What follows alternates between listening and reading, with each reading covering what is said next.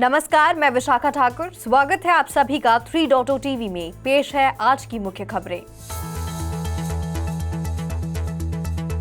अगले inflation reading से पहले बिटकॉइन में दिखी बढ़त।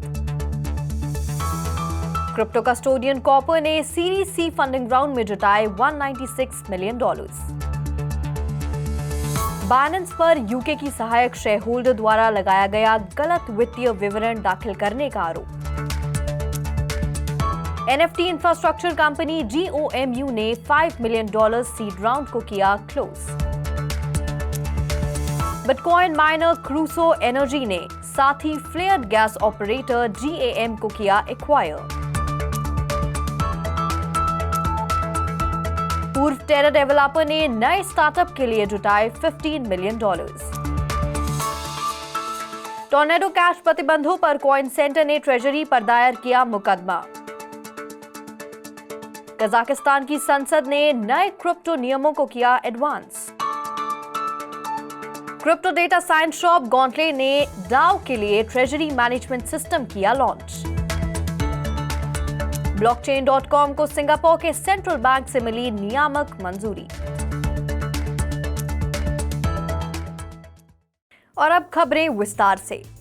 क्रिप्टो लैंडस्केप के भीतर दो बेलवेदर्स बुधवार को हायर ट्रेड करते दिखे, क्योंकि बिटकॉइन और ईथर ने रिस्पेक्टिवली 0.32% और 0.87% बढ़त देखी।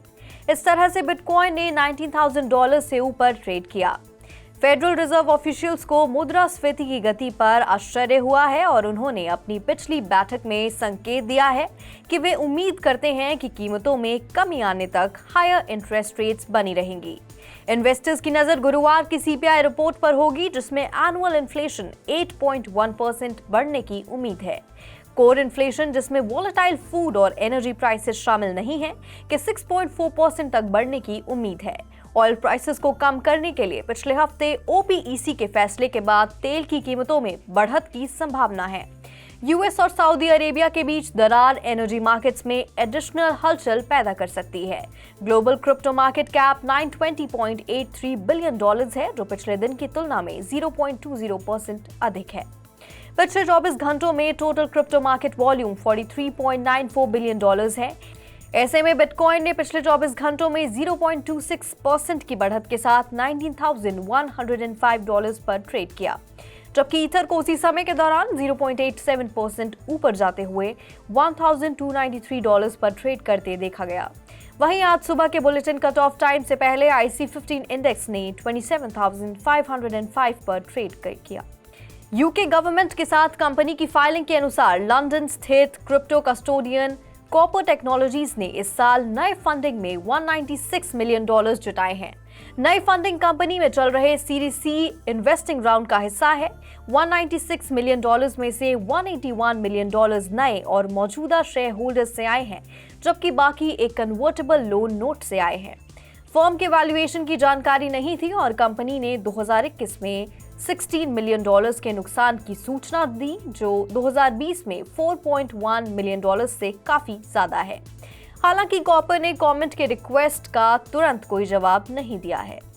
क्रिप्टो करेंसी एक्सचेंज बाइनेंस को अपनी यूके सब्सिडरी के को-ओनर की क्रिटिसिज्म का सामना करना पड़ रहा है, जो कथित तौर पर ऑफिशियल कंपनी फाइलिंग्स में शेयर होल्डर्स की ओनरशिप स्टेक को गलत तरीके से प्रस्तुत करता है। बाइनेंस डिजिटल के एक शेयर होल्डर डिम्प्लेक्स के डायरेक्टर्स के अनुसार Binance digital limited global trading platform की यूके की सब्सिडरी ने बेहद गलत फाइनेंशियल स्टेटमेंट्स दर्ज किए। डिम्प्लेक्स के डायरेक्टर्स ने यूके कंपनीज रजिस्ट्रार के साथ 28 सितंबर को फाइल्ड एक एनुअल रिपोर्ट में कहा, बाइनेंस डिजिटल का turnover, assets, liabilities, potential tax liabilities, net profits, operations का नेचर और रिलेटेड पार्टी ट्रांजैक्शन सहित का सटीक प्रतिनिधित्व नहीं किया गया है। रिपोर्ट में कहा गया है कि बाइनेंस डिजिटल में डिम्प्लेक्स की ओनरशिप स्टेक का फेयर डिटर्मिनेशन करने के लिए कंपनी को सब्सिडरी से जुड़े सभी ट्रांजैक्शंस, इनकम्स, लायबिलिटीज और टैक्सेस के एक्यूरेट असेसमेंट की आवश्यकता होगी। रिपोर्ट में यह भी कहा गया है कि ये बाइनेंस डिजिटल के साथ लीगल कॉरेस्पॉन्डेंस में लगी हुई है। Non fundable token infrastructure company GOMU ने 12 अक्टूबर की घोषणा की कि उसने $5 मिलियन का सीड राउंड पूरा कर लिया है। Venture capital firms Coinbase ventures, defines capital, session capital और दूसरों ने फंड रेजिंग में पार्टिसिपेट किया। GOMU, जिसने इस समर में 2 प्रोडक्ट्स लॉन्च किए, वे NFT हब और collection.xyz NFT कम्युनिटीज को ग्रो करना आसान बनाते हैं। NFT हब NFT प्रोजेक्ट्स के लिए एक कस्टमाइजेबल कम्युनिटी हब और मार्केटप्लेस प्रोवाइड करता है, जिससे स्टार्टअप कलेक्शंस अपने होल्डर्स के लिए ज्यादा आसानी से एक ऑनलाइन स्पेस बिल्ड कर सकते हैं। GOMU का दूसरा प्रोडक्ट collection.xyz एक लिक्विडिटी इंसेंटिव प्रोटोकॉल है जो NFTs को ज्यादा ट्रेडेबल बनाता है। बिटकॉइन माइनर क्रूसो एनर्जी ने पियर ग्रेट अमेरिकन माइनिंग को एक्वायर किया है। इसकी क्षमता में 9% की बढ़त हुई है क्योंकि इंडस्ट्री एक चैलेंजिंग मार्केट के सामने कंसोलिडेट होता है जो माइनर्स के मार्जिन को निचोड़ रहा है। एक्विजिशन से क्रूसो की क्षमता लगभग 9% बढ़ जाएगी, जिससे company 125 deployed flare gas powered modular data centres में आ जाएगी। नतीजतन कंपनी के अनुसार CO2 इक्विवेलेंट एमिशंस को लगभग 800,000 मेट्रिक टन प्रति वर्ष तक कम करने की कंपनी की क्षमता बढ़ जाएगी, जो कंपनी के अनुसार लगभग 170,000 कार्स को सड़क से हटाने के बराबर है। क्रूसो और GAM दोनों ही बिटकॉइन को फ्लेयर्ड गैस से माइन करते हैं, जिसका मतलब है कि वे अपनी मशीनों को फॉसिल फ्यूल्स के लिए ड्रिलिंग करते समय एक्सेस गैस रिलीज करते हैं, जिससे उनका एमिशन कम होता है। टेरा के फॉर्मर डेवलपर नील सोमानी ने अपने Solana based cross chain modular roll up startup eclipse के लिए $15 मिलियन जुटाए हैं, जो फंडिंग के साथ सनकिन टेरा USD स्टेबल कॉइन इकोसिस्टम से बाहर आने वाले कुछ में से एक बन गया है।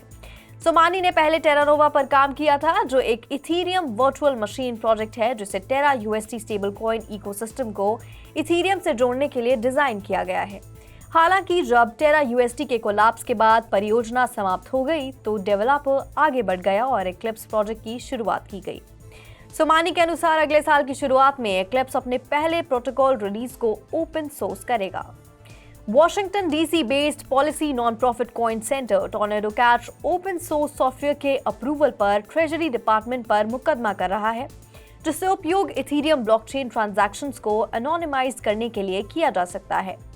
को प्लेंटिफ्स इसमें तर्क देते हैं। उनका संक्षिप्त देते हुए उन्होंने कहा कि अगस्त में ट्रांजैक्शन मिक्सर की ट्रेजरी की अप्रूवल उनके स्टैट्यूटरी अथॉरिटी से ज्यादा हो गई, क्योंकि टॉर्नेडो कैश का उपयोग उन फंक्शंस को पूरा करने के लिए किया जाता है जिनमें कोई भी प्रॉपर्टी जिसमें किसी भी फॉरेन कंट्री या उसके राष्ट्रीय का कोई हित नहीं है वे शामिल नहीं है। साउथ ईस्टर्न यूनाइटेड स्टेट में स्थित एक अनोनिमस ह्यूमन राइट्स एडवोकेट, एक सॉफ्टवेयर डेवलपर जो इथीरियम ब्लॉकचेन का उपयोग करता है, और David Hoffman digital asset manager मुकदमे में कॉइन सेंटर में शामिल हो गए हैं। फ्लोरिडा के नॉर्दर्न डिस्ट्रिक्ट के लिए यूनाइटेड स्टेट्स डिस्ट्रिक्ट कोर्ट में मुकदमा दायर किया गया था। देश के lower house of legislature Kazakhstan की मेजलिस ने 5 नए क्रिप्टो करेंसी बिल्स को मंजूरी दी है। इकोनॉमिक रिफॉर्म और रीजनल डेवलपमेंट पर लोअर हाउस की कमेटी की सदस्य एकाटेरिना के अनुसार बिल सिक्योर्ड और अनसिक्योर्ड डिजिटल एसेट्स जारी करने और सर्कुलेशन को एड्रेस करते हैं। उन्होंने ये भी कहा कि क्रिप्टो माइनिंग इश्यूज को एड्रेस करने के लिए प्रेसिडेंट कासिम जोमार्ट टोकाएव के निर्देशों के मुताबिक बिल बनाए गए थे। Cryptocurrency data science shop Gauntlet के पीछे की टीम ने लीडरलेस डिसेंट्रलाइज्ड ऑटोनोमस ऑर्गेनाइजेशंस के लिए एक rewards based treasury management system era launch किया है। एरा प्रोटोकॉल का एम डिसेंट्रलाइज्ड फाइनेंस की तेज तरार दुनिया में इन्वेस्ट करते समय डाओ को ज्यादा चुस्त और रिस्क अवेयर बनाना है। गोल रिस्क को कम करने और कैपिटल एफिशिएंसी में सुधार करने के लिए ट्रेडिशनल फाइनेंस में उपयोग किए जाने वाले स्ट्रक्चर्ड प्रोजेक्ट्स या डेरिवेटिव्स के टाइप्स के लिए ऑर्गेनिक डिमांड जनरेट करना है।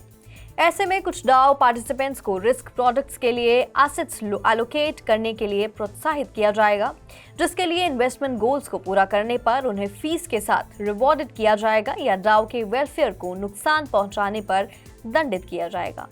क्रिप्टो एक्सचेंज ब्लॉकचेन.com सिटी स्टेट में डिजिटल पेमेंट टोकन सर्विसेज प्रदान करने के लिए सिंगापुर के सेंट्रल बैंक से प्रीलिमिनरी अप्रूवल प्राप्त करने वाली लेटेस्ट क्रिप्टो कंपनी बन गई है।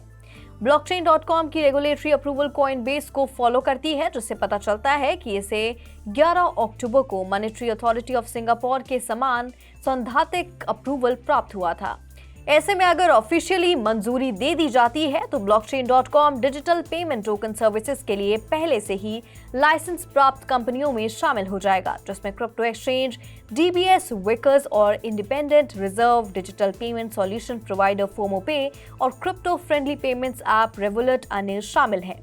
blockchain.com के CEO और को-फाउंडर पीटर स्मिथ ने नवाचार को बढ़ावा देने के लिए ट्रांसपेरेंट रेगुलेटरी प्रोसेस बनाने के लिए देश के नियामकों की सराहना की है। आज के लिए फिलहाल इतना ही। मैं विशाखा आपसे फिर मिलूंगी ऐसी ही ताजा अपडेट्स के साथ। तब तक के लिए देखते रहिए 3.0 TV। हमारे चैनल को सब्सक्राइब, लाइक और शेयर जरूर करें।